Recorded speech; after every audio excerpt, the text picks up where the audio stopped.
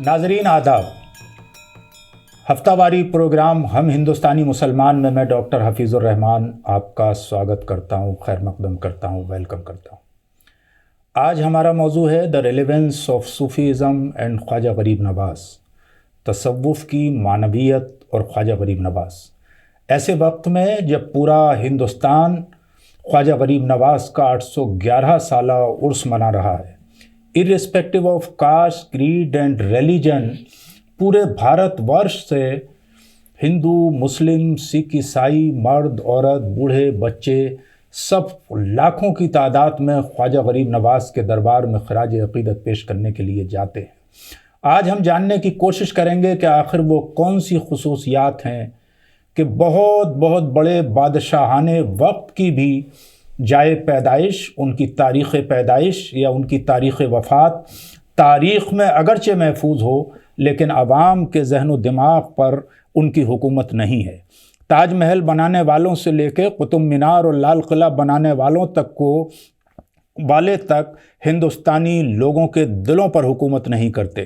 لیکن کیا سبب ہے کہ 800 برس گزر جانے کے بعد بھی یہ صوفیہ اکرام، جنہوں نے اپنی زندگی میں چٹائی پر بیٹھنے کے بعد irrespective of caste, creed and religion, مانوتا کی سیوا کی، سروس کی، بھوکوں کو کھانا کھلایا، پیاسوں کو پانی پلایا، ان کے صدیوں گزر جانے کے بعد بھی ان کے دربار میں آج بھی مخلوق خدا کا ہجوم نظر آتا ہے۔ آج ہم جاننے کی کوشش کریں گے کہ انہوں نے ہندوستانی سنسکرتی کو کس طرح سے ایڈاپٹ کیا اور ہندوستانی تہذیب میں کس طرح کے اضافے کیے۔ اس پر گفتگو کرنے کے لیے ہمارے اسٹوڈیو میں آج 3 خاص مہمان موجود ہیں، جن میں ایک ہیں پروفیسر اخلاق آہن صاحب، جو کئی کتابوں کے رائٹر ہیں اور اس کے ساتھ چیئر پرسن ہیں centre of Persian and central Asian studies, Jawahar Lal Nehru university کے۔ میں آپ کا استقبال کرتا ہوں۔ دوسرے ہمارے بیچ انڈو اسلامک اسکالر ہیں، کالمنسٹ جناب غلام رسول دیلوی صاحب، جو معروف کالمنسٹ ہیں اور صوفی اسکالر ہیں، آپ کا بھی استقبال ہے۔ تیسری ہمارے بیچ آج ایک پینلسٹ ہیں محترمہ تہمینہ رضوی صاحبہ، جو ریسرچ اسکالر ہیں، ان کا بھی ہمارے اسٹوڈیو میں خیر مقدم ہے۔ سب سے پہلا سوال میں پروفیسر اخلاق آہن صاحب سے کرنا چاہتا ہوں کہ ہندوستان میں تصوف کی معنویت کو آپ کس طرح سے دیکھتے ہیں؟ دیکھیے، ایک بہت بڑے بزرگ کا قول ہے ابو الحسن خرقانی کا، کہ تصوف جو ہے وہ رسوم اور علوم کا نام نہیں ہے، بلکہ اخلاق کا نام ہے۔ واہ! اور اخلاق کیا ہے؟ اخلاق جو ہے وہ لوگوں سے ہمارا کیسے برتاؤ ہے، کیسے ہم لوگوں کے حالات، واقعات، ان کے درد، ان کے مسائل کو لے کے ہم کتنے حساس اور سینسٹیو ہیں، یہی اصل اخلاق ہے۔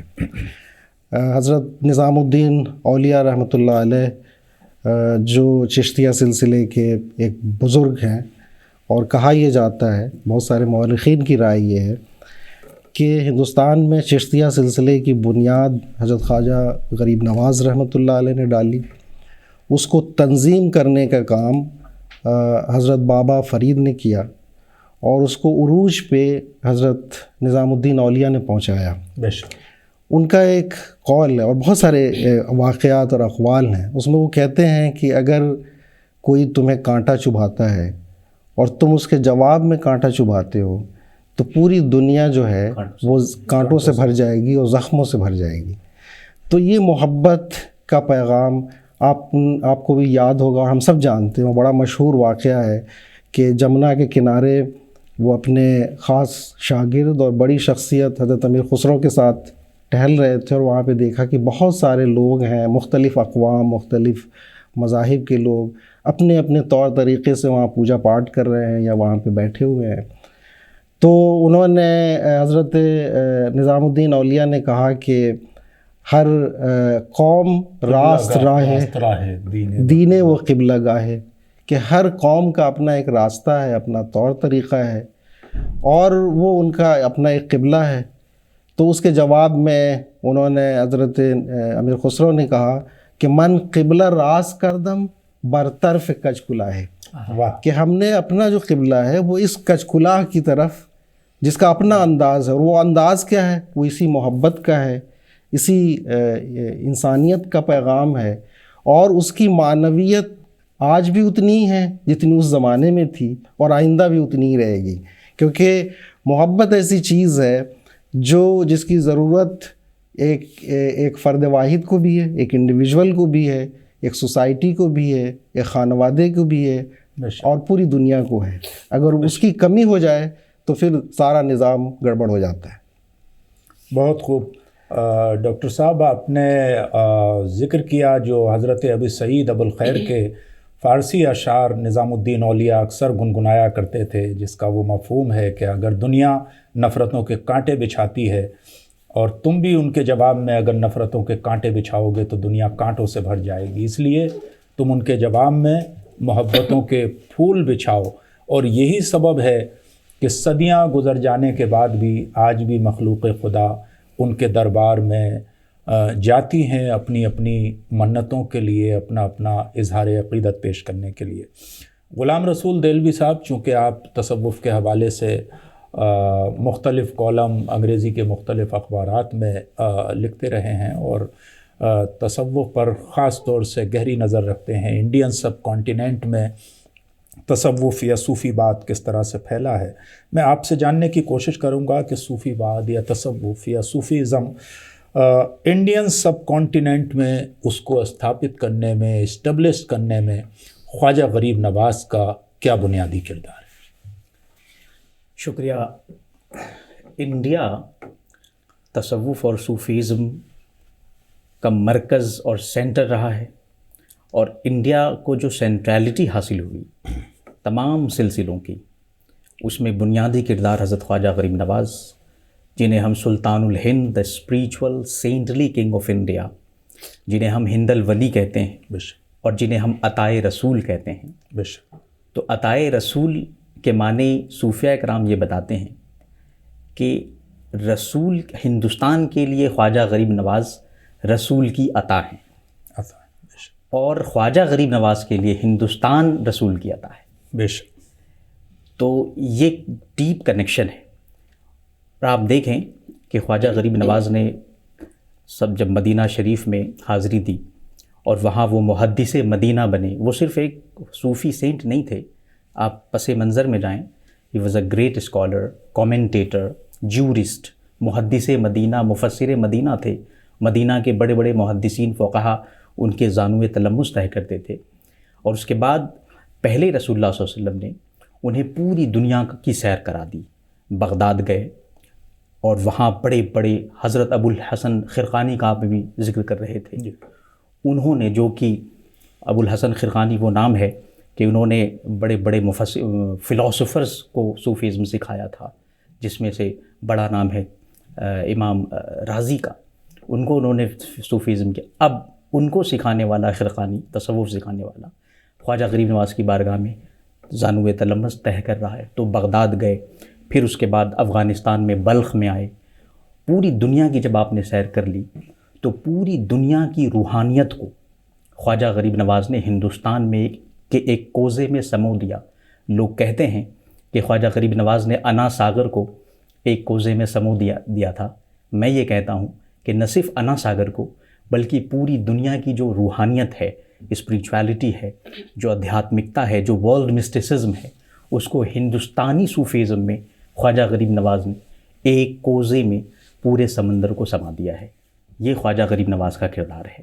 اور اخیر میں یہ عرض کرنا چاہوں گا کہ دیکھیے سارے سلسلے، چاہے وہ قادریہ، چاہے وہ سہروردیہ، چاہے وہ چشتیہ، چاہے وہ نقشبندیاں ہوں، وہ بھلے ہی سینٹرل ایشیا سے آئے، بھلے ہی ان کی اوریجن، ان کا برتھ پلیس سینٹرل ایشیا ہے یا عرب ہے، چاہے وہ ترکستان ہو یا عراق ہو یا سیریا، شام ہو، لیکن ان سب کو جو میگزیمم مومنٹم ملا ہے، جو سینٹرالٹی انڈیا کو ملی ہے، وہ ہندوستانی صوفیہ کرام کے ذریعے ملی ہے. اور with in these branches Indian oriented and خالص ہندوستانی سلسلے شتاریہ، مداریہ، قلندریہ اور نہ جانے کتنے سارے سلسلے ان ہندوستانی صوفیاء کرام کے ذریعے وجود پذیر آئے ہیں۔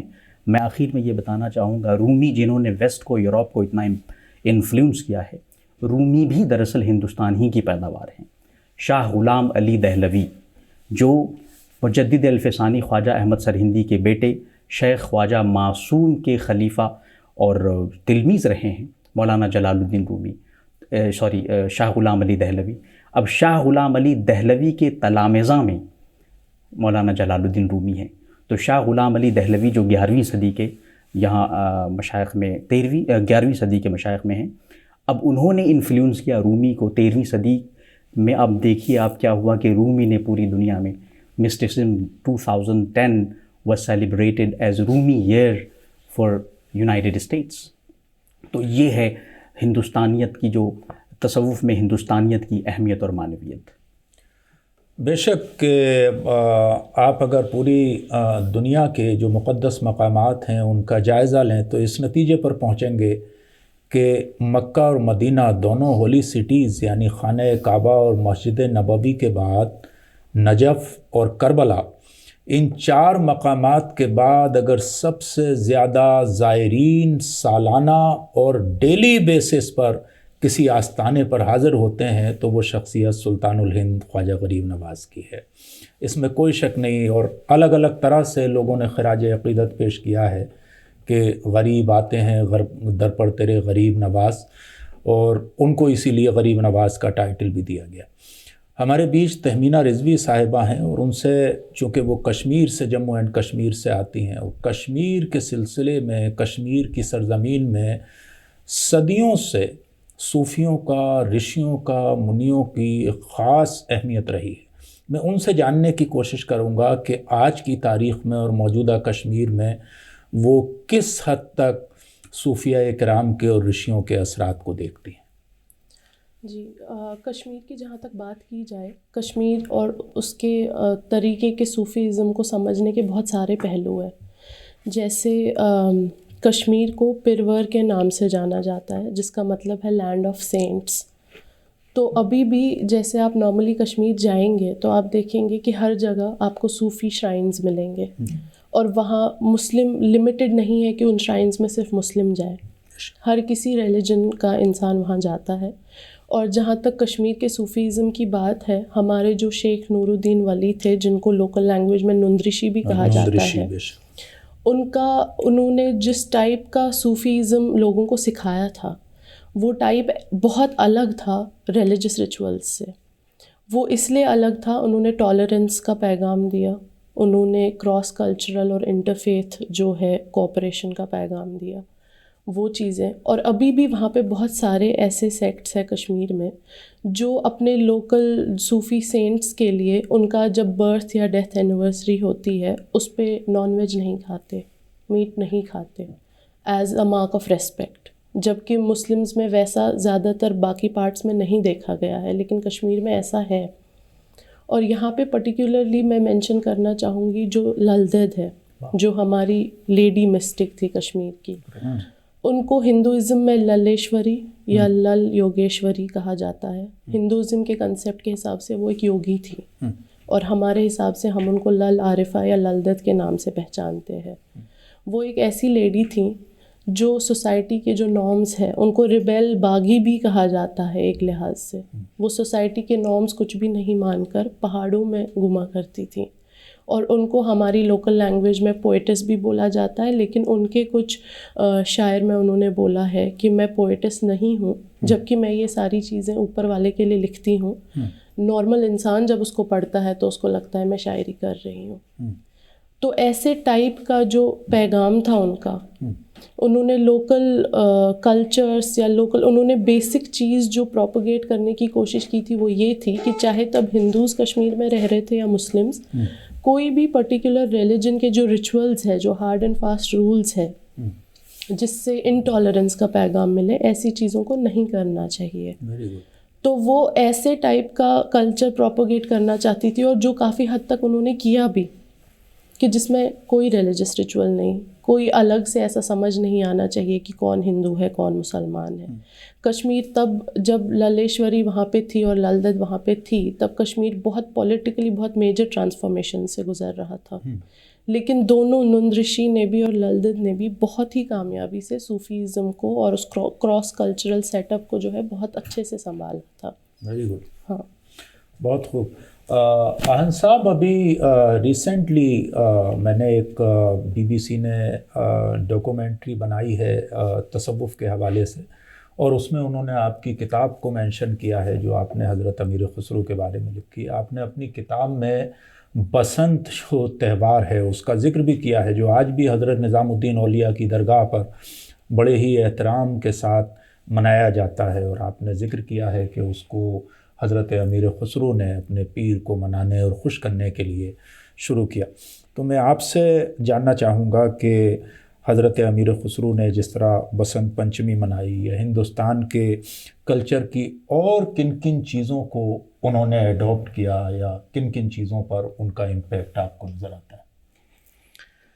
دیکھیے, ایک بڑی بنیادی بات ہے کہ اگر ہم خود اسلام کو یا کسی بھی مذہب کو دیکھیں گے تو اس کا ایک بنیادی عقیدہ ہوتا ہے جو خدا کے حوالے سے تصور ہوتا ہے. اسلام کا جو تصور ہے خدا کے حوالے سے وہ وحدانیت کا ہے, اور خود سناتن دھرم کا بھی وہی تصور ہے, کہتے ہیں کو برہم دویتو ناستی. لیکن جو دوسری جو چیز ہے وہ ہے جس کو ہم عرف کہتے ہیں. عرف سے مراد یہ ہے کہ ہر علاقے, ہر جغرافیکل جو ریجن ہے وہاں کا طور طریقہ, لباس, کھانا پینا, رہن سہن, یہاں تک کہ جو تہوار ہیں وہ ہوتے ہیں ہر علاقے کا. اس میں خود مذہب جو ہے بہت زیادہ دخالت نہیں کرتا. اور ایک جو بنیادی, جیسا کہ ابھی ہم نے عرض کیا کہ اخلاق, یعنی لوگوں سے مل جل کے بھائی چارے اور محبت کے ساتھ رہنے کا, اس چیز کا پیغام ہمارے صوفیہ عرفاء اور خاص طور سے چشتیہ سلسلہ کے صوفی حضرات نے بہت ہی اچھے طریقے سے اور بہت ہی حکمت سے پیش کیا. اس لیے ہم دیکھتے ہیں کہ ہندوستانی جو مسلمان ہیں جو زیادہ تر ان کے زیر اثر رہے ہیں, ان کے ہاں ان سب چیزوں کے حوالے سے ہمیں ایک ہندوستانی جو رنگ ہے وہ ہمیں دکھائی پڑتا ہے. بسنت بھی اسی کا ایک روپ ہے, اگرچہ اس کی جو شروعات ہوئی ہے اس کے حوالے سے ہم سب جانتے ہیں. ایک واقعہ تھا کہ حضرت نظام الدین اولیاء کے ایک عزیز کا انتقال ہو گیا تھا جس سے وہ بہت ہی آزردہ خاطر رہ رہے تھے, اور چونکہ ان کے بھانجے کا جی, تو وہ جو ہے حضرت امیر خسرو چونکہ ان کے عاشق تھے, ان کے شاگرد تھے, ان کا بڑا احترام کرتے تھے, تو وہ ہر وقت اس تلاش میں تھے کہ کیسے میں اپنے مرشد کو خوش کر دوں. تو انہوں نے دیکھا کہ یہ جو کالکا دلی میں جو جگہ ہے تو وہاں سے گزر رہے تھے اور یہی بسنت کا وقت تھا, تو دیکھا کہ لوگ جو ہے پھول, جو سرسوں کا پھول ہوتا ہے پیلا, وہ لیے ہوئے ہیں اور ایک عجیب جشن کا ماحول ہے. تو حضرت امیر خسرو نے بھی اپنی پگڑی میں وہ لگا لیا اور گئے. تو اس وقت وہ انہی کی اپنے اس عزیز کے مقبرے پہ حضرت نظام الدین اولیاء وہاں تھے. جب ان کو دیکھا تو وہ مسکرائے اور خوشی کا اظہار کیا. تو انہوں نے پھر وہ بتایا, اور وہ پھر وہ اس وقت سے وہ یادگار کے طور پہ نہ صرف دلی میں بلکہ شمالی ہندوستان خاص طور سے تمام جگہوں پہ منایا جاتا تھا. اور اس طرح کی چیزیں ہم شادی بیاہ میں بھی دیکھتے ہیں. ہمارے یہاں کے جو تہوار ہیں, ہم عید بھی جو مناتے ہیں, تو ہماری جو عید ہے یا ہم جو محرم کے رسومات ہیں یا باقی جو چیزیں ہیں, شادی بیاہ کے جو طور طریقے ہیں, اس میں ہم ہندوستانی رنگ دیکھتے ہیں. اب آپ بھی گئے ہیں, عربستان بھی گئے ہیں, ایران میں ہم گئے ہیں, وہاں پہ دیکھتے ہیں کہ ان کا الگ ہے, ان کا طور طریقہ الگ ہے, ایرانیوں کا الگ ہے, سینٹرل ایشینز کا الگ ہے. وہ نوروز مناتے ہیں, شب یلدا مناتے ہیں. تو اس میں کوئی ایسی قباحت کی بات نہیں ہے, اور یہ بڑی وہ چیز ہے. خود حدیث میں ہے کہ اگر آپ کا پڑوسی بھوکا ہے تو آپ کی عبادات بیکار ہیں. ٹھیک ہے, تو یہ کس بات کی طرف اشارہ کرتا ہے؟ اس بات کی طرف اشارہ کرتا ہے کہ ہمیں انسانی پہلو کو جو ہے اس کو پیش نظر رکھنا چاہیے اور اپنے پرائے سب کا خیال رکھیں، اپنے پڑوسیوں کا خیال رکھیں. یہ بنیادی چیز ہے. بہت ساری، جیسے ابھی ابو الحسن خرقانی کا ذکر آیا ہے، ان کے درگاہ پہ آپ جائیے جو گرگان میں ہے، تو وہ ایک جملہ لکھا ہوا ہے کہ ہر کے بے درت می آید بے در می آید نانش بے دہید واز ایمانش نہ پرسید.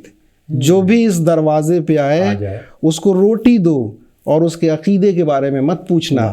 ٹھیک ہے؟ تو جب محبت، پیار اور لگاؤ اور ان سب چیزوں کی جب بات آتی ہے تو اس میں ہم کچھ بھی نہیں دیکھتے، بلکہ وہ حدیث بھی ہے کہ کسی نے بلی کو پالا اور اس کو سزا دی اور وہ اس میں مر گئی، تو اس کے بارے میں کہا گیا کہ وہ جہنمی ہے. یعنی جانور کے ساتھ بھی آپ کو انسانیت کا رویہ رکھنا ہے. تو یہ چیزیں ہیں اور اس میں وہ تمام باتیں آ جاتی ہیں. اس میں تفہیم کی بھی بات آ جاتی ہے. جیسے ہندوستانی جو روایت ہے جس کو ہم انڈین انٹلیکچول ٹریڈیشن کہتے ہیں، تو ہمارے جتنے بھی علماء صوفیہ آپ دیکھیں گے کہ وہ سنسکرت ٹریڈیشن کے ماہر ہیں، اور آپ دیکھیں گے کہ وہ سناتن ٹریڈیشن کے ماہر ہیں، اس کو پڑھ رہے ہیں. آج جو سب سے بڑا مسئلہ ہمارے سوسائٹی میں جو غلط فہمیاں اگر پھیل رہی ہیں تو اس کی بنیاد یہ ہے کہ ہم 1000 کتابیں پڑھتے ہیں. میں ہمیشہ کہتا ہوں ہم 1000 ناول پڑھتے ہیں، لیکن ہم اپنے وید کیوں نہیں پڑھ سکتے؟ ہم قرآن کیوں نہیں پڑھ سکتے؟ ہم بائبل کیوں نہیں پڑھ سکتے؟ ہم تورات کیوں نہیں پڑھ سکتے؟ اگر ہم پڑھیں گے تو ہمیں جو غلط فہمیاں، جو ادھر ادھر سے سنی سنائی باتیں ہیں، اس سے وہ غلط فہمیاں دور ہو جائے گی. ہمیں یہ پتہ چلے گا کہ بہت مشابہت ہے، ہر جگہ محبت کا پیغام ہے اور ہر جگہ ایکتائی کی بات کی گئی ہے. بہت اچھی بات کہی ہے ڈاکٹر صاحب کہ خواجہ ابو الحسن علی خرقانی کے آستانے پہ فارسی زبان میں یہ لکھا ہوا ہے کہ آپ کے در پہ جو بھی آئے آپ اسے روٹی دیجئے، کھانا دیجئے، اس کا مذہب، اس کا دھرم، اس کا ریلیجن مت پوچھئے، کیونکہ صوفیہ اکرام یونائٹ کرنے کا کام کرتے ہیں، ڈیوائڈ کرنے کا نہیں. دوسری اہم بات پروفیسر اخلاق احن صاحب نے یہ بھی کہی کہ یہ ضروری ہے جس سوسائٹی میں آپ رہتے ہیں اس سوسائٹی کے دیگر مذاہب کو جاننا، ان کے اسکرپچر کو جاننا.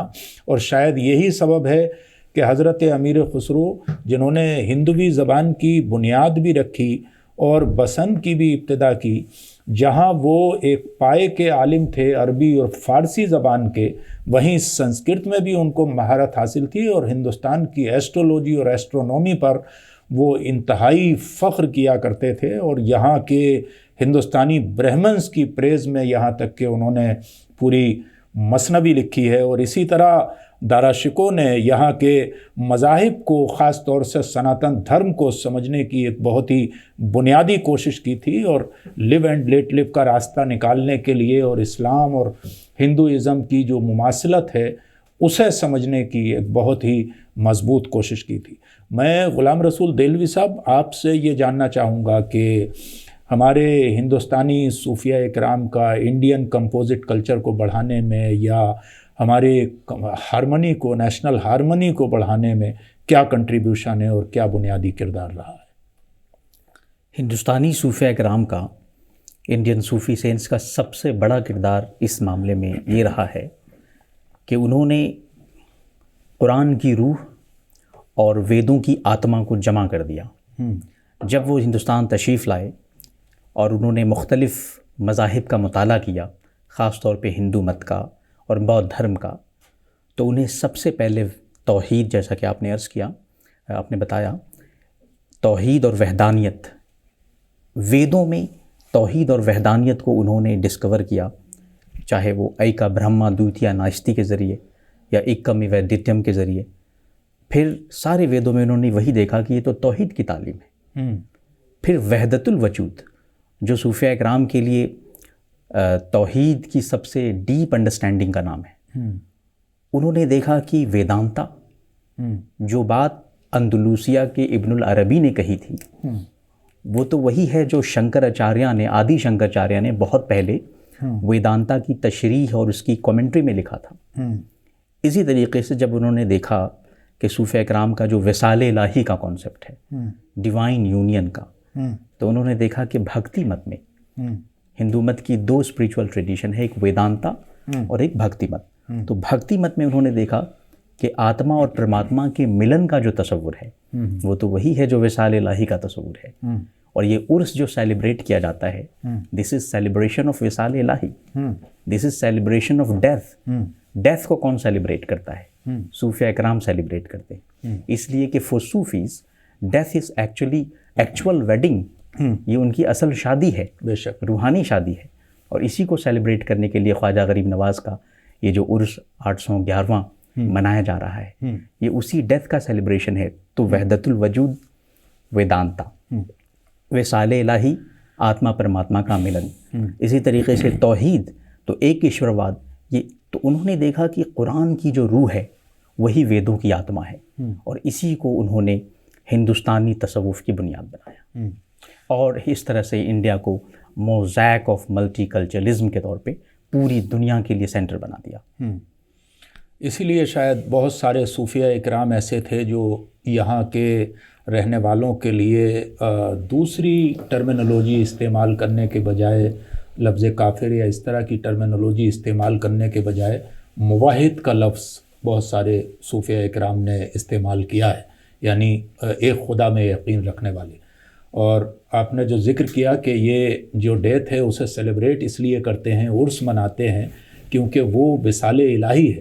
تو مجھے حضرت عاصی غازی پوری کا وہ واقعہ یاد آیا کہ جب چونکہ جو یہ صوفیز ہوتے ہیں، اللہ کے ولی ہوتے ہیں، ان کو اپنے انتقال سے قبل یہ اندازہ ہو جاتا ہے کہ وہ اس روئے زمین سے جانے والے ہیں. تو ایک دن انہوں نے اپنے انتقال کے دن بہت ہی اچھا لباس پہنا اور خوشبو لگائی اور بازار میں اپنا کفن خریدنے کے لیے خود گئے اور بہت خوش نظر آ رہے تھے. تو اس وقت لوگوں نے پوچھا کہ آج کیا سبب ہے کہ آپ بہت زیادہ خوش نظر آ رہے ہیں؟ تب عاصی غازی پوری نے یہ شعر کہا کہ آج پھولے نہ سمائیں گے کفن میں آسی، ہے شب گور بھی اس گل سے ملاقات کی.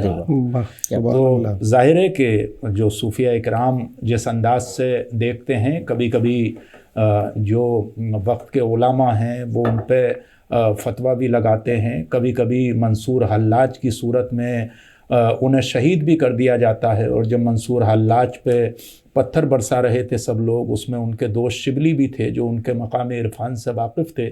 انہیں اس بات کی حیرت ہوئی کہ ان عوام کے بیچ شبلی بھی کھڑے ہوئے ہیں. تو منصور نے کہا تھا کہ یہ جو لوگ کر رہے ہیں مجھے ان سے تو شکایت نہیں ہے، لیکن اس میں مجھے حیرت ہے شبلی کو دیکھ کر. تو کئی بار ایسا ہوتا ہے کہ عارف جدھر دیکھتا ہے ادھر عام نظر نہیں دیکھ پاتی ہے.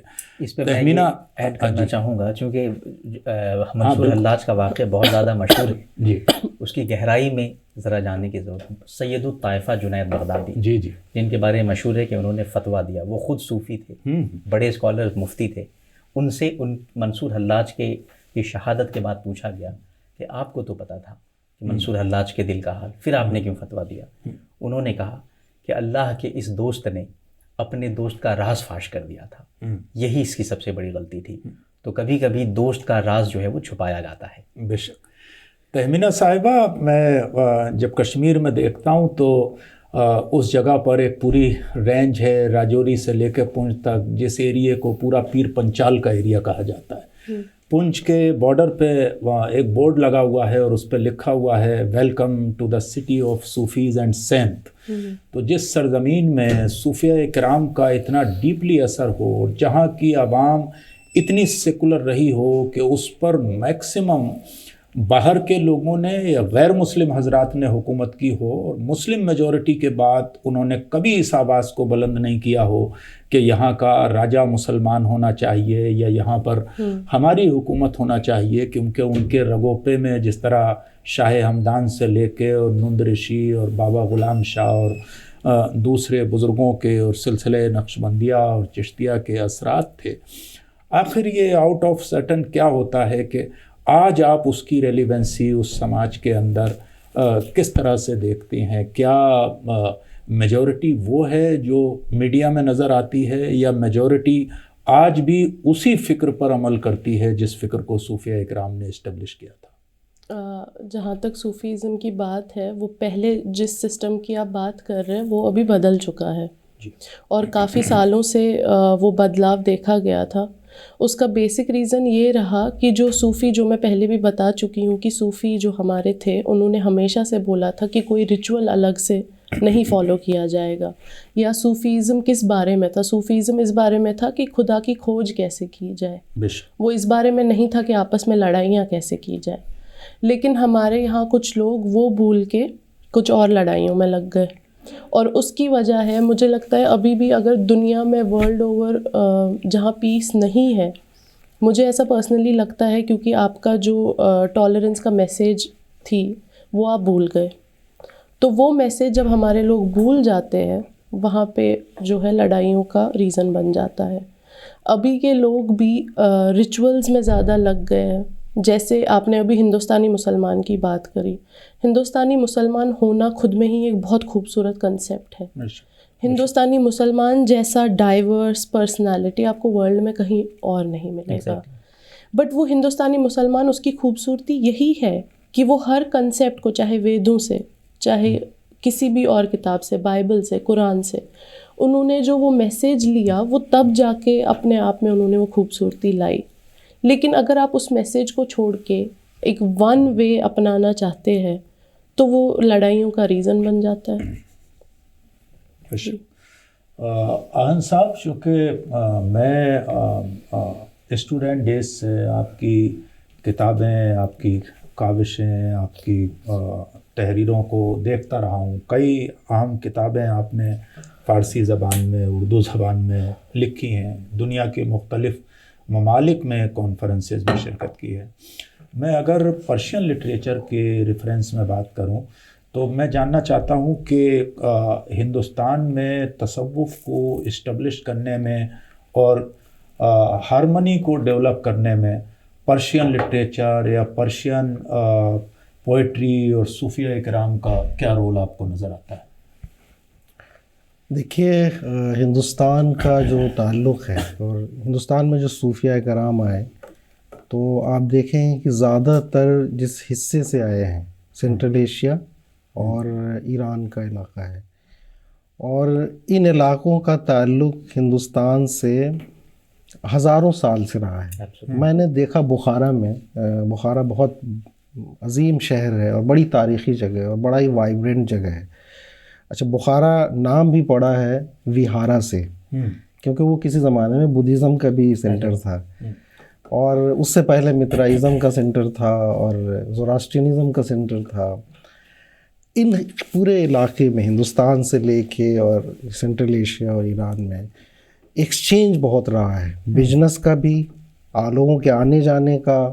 میں نے کوکن میں دیکھا، فرغانہ ویلی میں وہاں گیا تھا، تو وہاں پہ ایک مسجد ہے، جامع مسجد، اس کے 99 پلرس ہیں لکڑی کے، ویسے ہی ہیں جیسا آپ کے شری نگر جامع مسجد کا ہے، اور انہوں نے کہا کہ وہیں سے لایا گیا ہے. تو یہ بہرحال فارسی بھی اسی علاقے سے آئی، اور زیادہ تر جو لوگ آئے وہ فارسی کے شعراء تھے، ادبا تھے اور صوفی بھی تھے. آپ نے بھی ذکر فرمایا مولانا رومی کا اور ان کے تعلقات کا. ہم سب جانتے ہیں بو علی شاہ قلندر کو. بو علی شاہ قلندر ڈائریکٹ شاگرد تھے مولانا رومی کے، ان کے ساتھ 2 سال رہے تھے، اور ان کے تعلقات صوفیہ جو یہاں کے چشتیہ صوفیہ تھے، خود حضرت نظام الدین اولیاء ان سے بہت ساری چیزیں ان سے پوچھتے تھے اور بڑا احترام تھا. تو یہ اسی طرح سے یہاں پہ جو نقشبندیہ سلسلہ رہا ہے، نقشبندیہ سلسلے میں ویسے تو تمام سلسلوں میں ان کی مثنوی بڑی مقبول رہی ہے، لیکن خاص طور سے نقشبندیہ کے لوگ رہے ہیں، انہوں نے اس کی تشریحات بہت کی. میں نے خود اس پہ کام کیا ہے. میں نے دیکھا کہ پوری دنیا میں سب سے زیادہ جس شخصیت کا، جس شاعر کا ہندوستانیوں نے کام کیا ہے وہ مولانا رومی ہیں. 45 شروحات ہیں صرف فارسی میں، اس کے علاوہ اردو میں ہیں اور تمام چیزیں ہیں.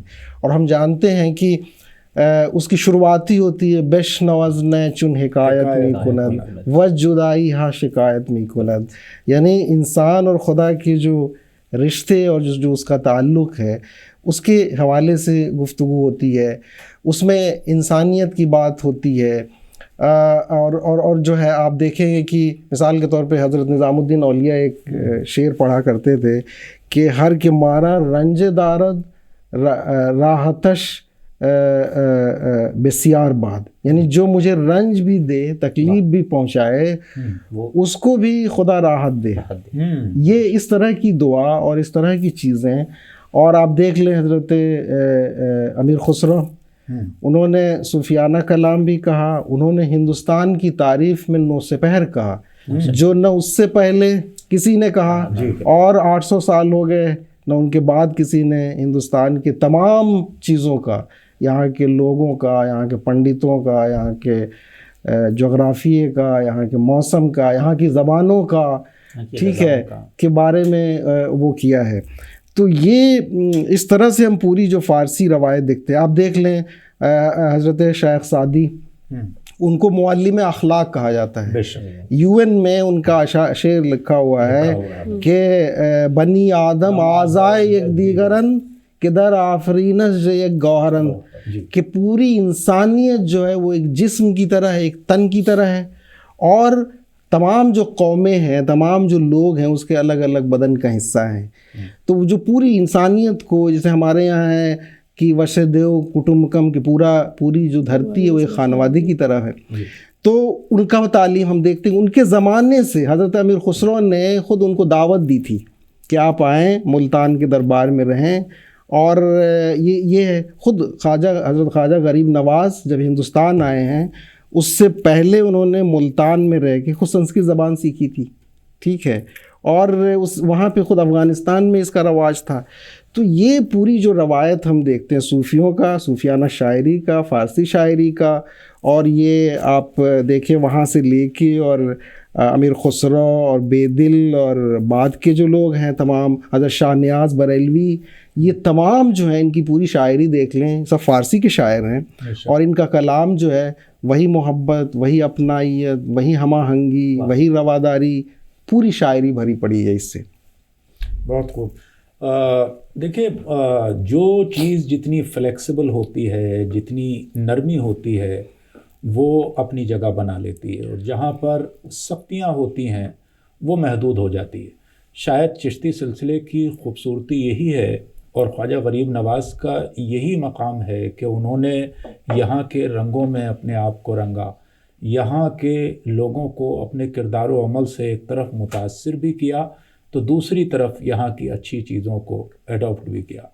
دلوی صاحب، میں جاننا چاہتا ہوں کہ آخر وہ کون سی چیزیں ہیں جس کی بنیاد پر چشتیہ سلسلہ ہندوستان کے، یعنی پورے انڈین سب کانٹیننٹ کے طول و عرض میں اس طرح پھیلا کہ ایک بہت میجورٹی، اگر میں کہوں کہ عملی یا تہذیبی اعتبار سے مور دین 80% یا 90% مسلمان کہیں نہ کہیں چشتی رنگ میں دانستہ یا غیر دانستہ طور پہ رنگے ہوئے ہیں۔ تو آخر وہ کون سی بیوٹیز اور خصوصیات ہیں مشائخ چشت کی جو انہیں منفرد کرتی ہیں اور ان کو اپنانے کی طرف لوگوں کو موٹیویٹ کرتی ہیں؟ چشتی صوفیہ کرام کا جو اب ہم ان کے کنٹریبیوشن پہ بات کر رہے ہیں، بنیادی طور پہ یہ جاننے کی ضرورت ہے کہ چشت کب اور کیسے مشہور ہوا۔ خواجہ غریب نواز سے پہلے بھی چشت موجود تھا جی، اور ایک جگہ ہے ہرون، جہاں کے خواجہ عثمان ہارونی تھے۔ جی، وہ غلط العوام ہے، ہارونی اصل میں ہرونی ہے۔ ہرونی ہے۔ تو ہرون عرب کا حصہ ہے، چشت سینٹرل ایشیا، پرشیا کا حصہ ہے۔ بے شک۔ چشتی صوفیہ کرام کا کنٹریبیوشن یہ ہے کہ انہوں نے عربک اور پرشین وزڈم کو جمع کر دیا ہے۔ خواجہ عثمان ہارونی ہرون سے ہیں، ان کے خواجہ عثمان ہارونی جنہیں ہم چشتیہ سلسلے کا بانی مانتے ہیں، وہاں سے انہوں نے عربی ٹریڈیشن لیا، اور چشت، سنجر اور بلخ وغیرہ کا سفر کر کے، تو میں نے شروع میں عرض کیا تھا کہ خواجہ غریب نواز نے کو رسول اللہ صلی اللہ علیہ وسلم نے روحانی طور پہ یہ اشارہ دیا کہ پہلے پوری دنیا کا سفر کر لو اور اس کے بعد ہندوستان میں جاؤ، اور آخری اور اجمیر کے قیام کے لیے انہوں نے بشارت دی کہ آپ کو اجمیر میں قیام کرنا ہے، اور یہاں جا کے کیونکہ جس طرح آنا ساگر کو ایک کوزے میں سمویا ہے، پوری دنیا کی مسٹسزم کو چشتیت میں سمو دیا ہے. تو یہ چشتیت کا سب سے بڑا فیضان ہے. جو مجھے وہ شعر یاد آ رہا ہے کہ تیرا دیار ہے دارالسلام یا خواجہ، تجلیاں ہیں نئی صبح و شام یا خواجہ، نہ فکر میں نہ غم جام تیرے مستوں کو، نہ فکر میں نہ غم جام تیرے مستوں کو، تیری نگاہ سے چلتا ہے کام یا خواجہ.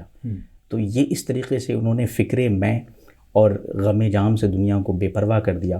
اور آخری بات میں یہ عرض کرنا چاہوں گا کہ چشتیوں نے سب سے بڑا جو کام کیا ہے، جو آپ نے بھی جس کی طرف اشارہ کیا اخلاق احمد آہن صاحب نے، کہ انہوں نے ایک کام کر کے یہ دکھایا کہ جن کا کوئی نہیں ہوتا تھا، جنہیں حکومتوں نے چھوڑ دیا، جنہیں اپنے اعزاء و اقربا نے اپنے فیملی نے چھوڑ دیا، جنہیں اپنے والدین نے چھوڑ دیا تھا، ان کے درد کا درما بن کے چشتی صوفی آئے. آپ دیکھیے جب دلی میں حضرت خواجہ نظام الدین اولیاء کو آپ کے شیخ اور مربی نے بھیجا تھا، تو دہلی یہ کہہ کے رخصت کیا تھا کہ تم ایک سایہ دار شجر ہو اور جاؤ دہلی میں، اور جب تک رہو، اور تمہارے یہاں جانے کے بعد بھی تمہاری چھاؤں میں درد کے سے مارے ہوئے لوگ آتے رہیں گے. اور یہی بات ہے کہ خواجہ نظام الدین اولیاء نے فرمایا. کسی نے عرض کیا کہ میرے لیے دعا کر دیجیے، تو آپ نے کہا کہ جا تجھے اللہ ایک درد دے دے. تو چونکہ درد مندوں کا دھرما بننا، بے کسوں کا سہارا بننا، یتیموں کا، بیواؤں کا، غریبوں کا، اور جن کا کوئی نہیں ہے، ان کا سارے جہاں کا درد انہی کے جگر میں ہے، یہ بن کے انہوں نے دکھایا. اور جب کوئی بھی شخص ان کی بارگاہ میں آتا تو خواجہ نظام الدین اولیاء کا بڑا مشہور قول ہے کہ جب کوئی کہتا کہ مجھے یہ غم ہے، مجھے یہ پریشانی ہے، تو اس کے غم کا سے دوگنا غم مجھے ہو جاتا تھا، اس کی فکر سے دو چند فکر مجھے ہو جاتی تھی، کیونکہ جب تک وہ غم اس کا ختم نہیں ہو جاتا تب تک مجھے چین نہیں ملتا تھا. تو یہی سب سے بڑا کمال ہے چشتیت کا کہ انہوں نے درد سے سکتی ہوئی انسانیت کو اور درد سے کراہتی ہوئی انسانیت کو مرہم عطا کیا ہے. یہ چشتیت کا سب سے بڑا. آج بھی اگر چشتی لوگ اس چیز کو واپس اپنا لیں تو میرا خیال ہے ہند الولی اور عطائے رسول اور شہنشاہ ہندوستان کا کرم اور فیضان پھر سے جاری ہو سکتا ہے. Very good. انہوں نے لوگوں کے دلوں سے جوڑنے کی کوشش کی اور پوری انسانیت اور مانوتا سے respective of caste, grade, gender and religion محبت کی. تہمینہ صاحبہ، ہم یہ دیکھتے ہیں کہ آج سوشل میڈیا پر جب بھی کوئی ہیٹ اسپیچ ہوتی ہے، جب بھی کوئی فیک نیوز ہوتی ہے، جب بھی کوئی اس طرح کا کمنل ایلیمنٹ ہوتا ہے جو لوگوں کو دور کرنے والا ہوتا ہے، اس سے بہت ہی ایک دم وائلڈ فائر کی طرح بہت تیزی کے ساتھ اسپیس مل جاتا ہے.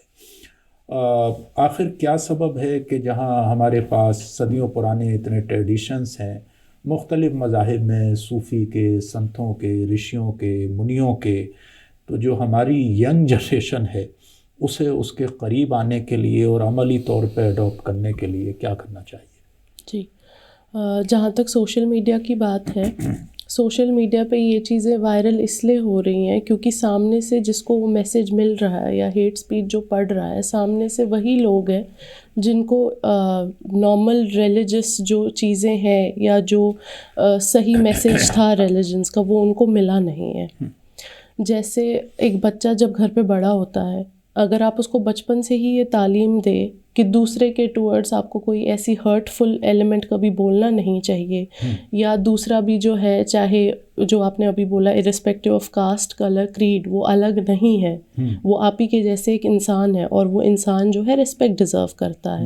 اگر ہم یہ بچوں کو بچپن سے سکھائیں، اور ماں باپ سکھاتے بھی ہے، ایسا نہیں ہے، لیکن ایک جو ٹالرنس ہے وہ بچپن سے ہی ہمیں شروع کرنا چاہیے انکلکیٹ بچوں میں کرنا. اگر آپ بچے کو یہ سکھائیں، میں نے کہیں جگہ یہ دیکھا ہے، اگر آپ بچے کو یہ سکھائے جیسے ایک ایگو اٹیچڈ ہوتا ہے. میں آپ کو بتاؤں، شیعہ اسلام جو کشمیر میں ہے، ان کا پرشیا سے جب وہ لوگ آئے تھے، میر شمس الدین عراقی، انہوں نے جب شیعہ پریکٹسز یا محرم کی پریکٹسز جب کشمیر میں پروپوگیٹ کری، وہ ایک طور طریقہ تھا جینے کا جو ہمارے لیے ابھی بھی ہے. آپ ابھی بھی دیکھیں گے شیعہ مسلمانوں کا کشمیر میں کلچرلی بہت ہی الگ سسٹم ہے، چاہے نوروز کے حوالے سے ہو. ہم لوگ نوروز مناتے جبکہ وہ پارسی نیا سال ہوتا ہے. نوروز مغلیہ دور میں بھی منایا جاتا تھا اکبر کے زمانے میں، اور نوروز ایران کے تمام جو پرشین سینٹرل ایشیا میں بھی پورا سینٹرل ایشیا، چاہے وہ تاجکستان کا ازبکستان کا ایریا ہو یا تاجکستان کا یا ایران کا یا افغانستان کا. اور اسی طرح یہاں پر جو آزاداری آئی ہے وہ صرف شیعہ حضرات میں نہیں، بلکہ میں ویسٹرن یو پی سے آتا ہوں، اور ہمارے ویسٹرن یو پی میں آپ آزاداری کے موسم میں یہ اندازہ نہیں لگا سکتے کہ کون شیعہ ہے اور کون سنی ہے. اور ہمارے یہاں حسینی برہمن کی بھی روایت، جی اور حسینی برہمن کی روایت، اور وہ بھی جینیٹیکلی یہاں پر ان کے اثرات کشمیر سے زیادہ ملتے ہیں جو وہاں پر گئے تھے. تو میرا بیسک ماننا یہ ہے کہ جب آپ یہ سارے کلچرز مانتے ہیں یا کلچرلی آپ اتنے ڈائیورس ہیں، لیکن اس چیز کو لے کے ایک ایگو اٹیچ نہیں ہونی چاہیے. ایک اس طریقے کی ایگو کہ ہم الگ ہیں تو سپیریئر ہوئے، وہ جو طریقہ ہے بچوں کو سکھانے کا، چاہے کاسٹ کو لے کے بھی. شیعائزم میں بھی ایک ہیرارکی ہوتی ہے سید نان سید کی، وہ جب آپ بچے کو بچپن سے ہی دماغ میں ڈالیں گے تو وہ دوسرے کو ایک ڈفرینٹ انسان کے طریقے سے دیکھنا شروع کرے گا. اور یہی بچے پھر وہ بچے جو بڑے ہو کے سوشل میڈیا پہ ہیٹ سپیچز دے رہے ہوتے ہیں، کیونکہ آپ کو لگتا ہے کہ دوسرا انسان جو آپ جیسا نہیں ہے وہ ڈیزرو کرتا ہے ڈس ریسپیکٹ. تو آپ جب یہ بلیو کرنا شروع کریں گے نفرت بڑھتی رہے گی. تو بہت ضروری ہے کہ بچوں کو بچپن سے سکھایا جائے. دیکھیے، نفرت اور طاقت سے انسان بہت زمانے تک زندہ نہیں رہ سکتا. دنیا میں 3 طرح کے انسان پائے جاتے ہیں. ایک وہ جو سماج سے کچھ لیتے ہیں، جواب میں سماج کو کچھ نہیں دیتے، ان کے اس دنیا سے جانے کے بعد سماج انہیں یاد نہیں کرتا. ایک وہ طبقہ ہے جو گیو اینڈ ٹیک کی زندگی گزارتا ہے، سماج سے کچھ حاصل کرتا ہے، سماج کو اس کے جواب میں کچھ دیتا ہے، لوگ انہیں کچھ دن تک یاد کرتے ہیں. لیکن ایک وہ طبقہ ہے جو سماج سے کچھ نہیں لیتا بلکہ صرف سماج کو محبت دیتا ہے، بھوکوں کو کھانا کھلاتا ہے، پیاسوں کو پانی پلاتا ہے، ان کی بات سنتا ہے، ان لوڈ لوگوں کو پیار کرتا ہے، وائس لیس لوگوں کی آواز بنتا ہے. وہ طبقہ صوفیوں کا ہے، سنتوں کا ہے، انبیاء کا ہے، پیغمبرز کا ہے. صدیاں گزر جانے کے بعد بھی لوگوں کے دلوں پر اس کی حکمرانی ہوتی ہے، جس کی تازہ مثال چاہے وہ غریب نواز کا آستانہ اجمیر شریف میں ہو، چاہے دلی میں محبوب الہی نظام الدین اولیاء کا آستانہ ہو، چاہے پاک پٹن میں بابا فرید الدین گنج شکر کا آستانہ ہو، یا کچوچا میں حضرت مخدوم اشرف جہانگیر سمنانی کا آستانہ ہو، یا ساؤتھ میں حضرت بند نواز گیسو دراز کا آستانہ ہو. یہ جتنے بھی آستانے ہیں یہ ہمیں یہ بتا رہے ہیں کہ طاقت ان کے ہاتھ میں نہیں ہے جنہوں نے تاج محل بنائے ہیں، جنہوں نے قطب مینار بنایا ہے، جنہوں نے لال قلعہ جیسی عظیم عمارتیں بنائی ہیں، جنہوں نے برسوں تک حکومت کی ہے. ان کے نام تاریخ میں لکھے ہوئے ہیں، اور وہ تاریخ کی کتابیں لائبریریوں کی زینت ہیں. تاریخ کے طلبہ ان کو ضرور جانتے ہیں. لیکن جنہوں نے انسانیت سے محبت کی، ذات پات اور مذہب کے فرق سے اوپر اٹھنے کے بعد ان کے دکھ اور درد کو سنا، وہ آج بھی 800 برس گزر جانے کے بعد، یعنی 811واں عرس ہے حضرت خواجہ معین الدین چشتی اجمیری رحمۃ اللہ علیہ کا، جو 1143 فروری کو سجز ایک جگہ ہے، اس کو بھی مسٹک سے سنجری ان کو کہا جاتا ہے، ایران کے سیستان کے خطے میں، اس میں پیدا ہوئے. اور جب 15 سال کی عمر ہوئی تو آپ کے والد اس دنیا سے گزر گئے اور ترکے میں ایک انگور کا باغ چھوڑا. ایک دن اسی باغ کی سچائی کا کام کر رہے تھے کہ وہاں سے ایک بزرگ حضرت ابراہیم قندوزی گزرتے ہیں، اور خواجہ غریب نواز ان کے آداب بجا لاتے ہیں اور ان کی خدمت میں ایک انگور کا گچھا لا کر پیش کرتے ہیں کہ آپ کھا لیجئے. وہ اس کو نہیں کھاتے لیکن ایک کھلی اپنے منہ میں رکھتے ہیں اور اسے چبا کے خواجہ غریب نواز کے منہ میں ڈال دیتے ہیں. اس دن کا واقعہ تھا کہ غریب نواز کو عرفان حاصل ہوا، اور اس کے بعد غریب نواز سمرقند اور بخارا اعلیٰ تعلیم حاصل کرنے کے لیے جاتے ہیں، اور پھر بغداد میں جانے کے بعد حضرت خواجہ عثمان ہرونی، جنہیں خواجہ عثمان ہارونی کہا جاتا ہے، ان سے بیعت حاصل کرتے ہیں، ایک کافی وقت تک ان کی خدمت میں رہتے ہیں، اور پھر ان کی اجازت اور خلافت حاصل کر کے مکے اور مدینے میں جاتے ہیں۔ اور جب مدینہ منورہ پہنچتے ہیں تو روضہ رسول سے یہ آواز آتی ہے کہ اے معین الدین، ہم نے تمہیں قبول کیا اور جاؤ تم ہندوستان کی طرف جاؤ۔ وہ ہندوستان کا سفر کرتے ہیں، سب سے پہلے لاہور آتے ہیں، اور لاہور میں حضرت داتا گنج بخش کے آستانے پہ، علی بن عثمان ہجویری کے آستانے پہ کچھ وقت گزارتے ہیں، وہاں حاضری دیتے ہیں، اور پھر وہ اجمیر شریف میں آتے ہیں۔ خواجہ غریب نواز عام طور سے سلاطین کے پاس نہیں جاتے تھے، لیکن آپ کے مرید اور خلیفہ حضرت خواجہ قطب الدین بختیار کاکی کے وقت کے سلاطین سے اچھے مراسم تھے۔ اسی طرح جس طرح نظام الدین اولیاء محبوب الہی سلاطین کے پاس نہیں جاتے تھے، لیکن ان کے مرید حضرت امیر خسرو 7 یا 8 سلاطین کی بارگاہ میں رہے، اور وہ سلاطین سے رابطے رکھا کرتے تھے۔ لہٰذا ایک مرتبہ اجمیر شریف کے قیام کے دوران خواجہ غریب نواز کے پاس ایک ہندو فریاد رس آتا ہے کسان کہ میری زمین کے لگان کا مسئلہ ہے اور بادشاہ سے آپ کو میری سفارش کرنی ہے۔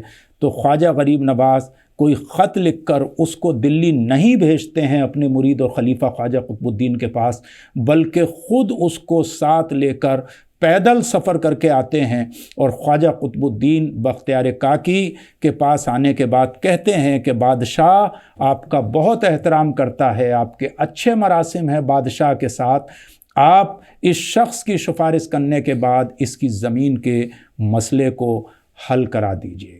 یہی وجہ ہے کہ صدیاں گزر جانے کے بعد بھی آج بھی ذات پات اور مذہب سے اوپر اٹھنے کے بعد لوگ ان کو خراج عقیدت پیش کرتے ہیں، ان کی بارگاہ میں جاتے ہیں۔ کسی شاعر نے کہا ہے کہ تمہارے در کی کرامت یہ بارہا دیکھی، غریب آئے ہیں اور ہو گئے غریب نواز۔ ہم آواز دی وائس کی جانب سے تمام ناظرین کو خواجہ غریب نواز کے عرس کی ایک بار پھر مبارکباد دیتے ہیں، اور یہ آشا کرتے ہیں کہ ہم ہندوستان کے کمپوزٹ کلچر کی حفاظت کریں گے، صوفی واد اور تصوف کو آگے بڑھانے کا کام کریں گے۔